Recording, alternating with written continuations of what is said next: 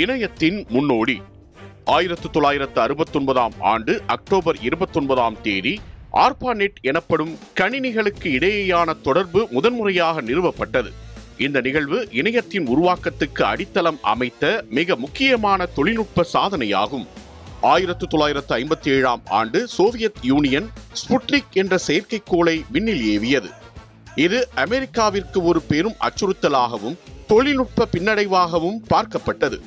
இதற்கு பதிலளிக்கும் வகையில் அமெரிக்க அரசாங்கம் 1958 அட்வான்ஸ் ரிசர்ச் ப்ராஜெக்ட்ஸ் ஏஜென்சி எனப்படும் மேம்பட்ட ஆய்வு திட்டங்கள் முகமையை உருவாக்கியது. இது அமெரிக்க தொழில்நுட்பத்தின் முன்னேற்றத்தை கண்காணிப்பதற்கும் மேம்படுத்துவதற்குமான அமைப்பாக இராணுவத்தின் கட்டுப்பாட்டில் இயங்கியது. அமெரிக்க இராணுவ ஆய்வாளர்கள் அணுசக்தி தாக்குதல் போன்ற ஒரு பேரழிவு காலங்களிலும் தகவல்கள் பாதுகாக்கப்பட வேண்டும் என்றும் வெவ்வேறு இடங்களில் சேமிக்கப்பட்டுள்ள தகவல்கள் அனைத்தும் பொதுவான ஒரு வலையமைப்புக்குள் வர வேண்டும் எனவும் கருதினர். ஒரே மைய இடத்தை சார்ந்திருக்கும் ஒரு வலையமைப்பை காட்டிலும் பல இடங்களில் தகவல்களை சேமித்து அவற்றை டீசென்ட்ரலைஸ்ட், அதாவது மையமற்ற முறையில் அணுகக்கூடிய ஒரு கட்டமைப்பு தேவைப்பட்டது. மையமான ஒரு புள்ளி தாக்கப்பட்டாலும் தகவல் தொடர்பு துண்டிக்கப்படாமல் மற்ற வழிகளில் தொடர வேண்டும் என்பதே இதன் முக்கிய நோக்கமாக இருந்தது. அமெரிக்காவின் முக்கிய பல்கலைக்கழகங்கள் மற்றும் ஆய்வகங்களில் விலையுயர்ந்த மற்றும் சக்தி வாய்ந்த கணினிகள் தனித்தனியாக இருந்தன. இந்த கணினிகளில் உள்ள தகவல்களை வேறிடங்களில் உள்ள ஆராய்ச்சியாளர்களால் பயன்படுத்த முடியாத நிலையில் இருந்தன.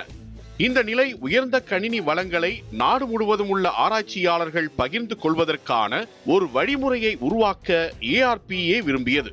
தகவல்களை ஒரு பெரிய வலையமைப்பு வழியாக பாக்கெட்டுகளாக அனுப்பலாம் என்ற கருத்தை லியோனார்ட் கிளீன்ராக் என்ற விஞ்ஞானி முன்வைத்தார். இந்த குறிக்கோள்களை நிறைவேற்றும் வகையில் 1969 ஆர்பாநெட் திட்டம் தொடங்கப்பட்டது.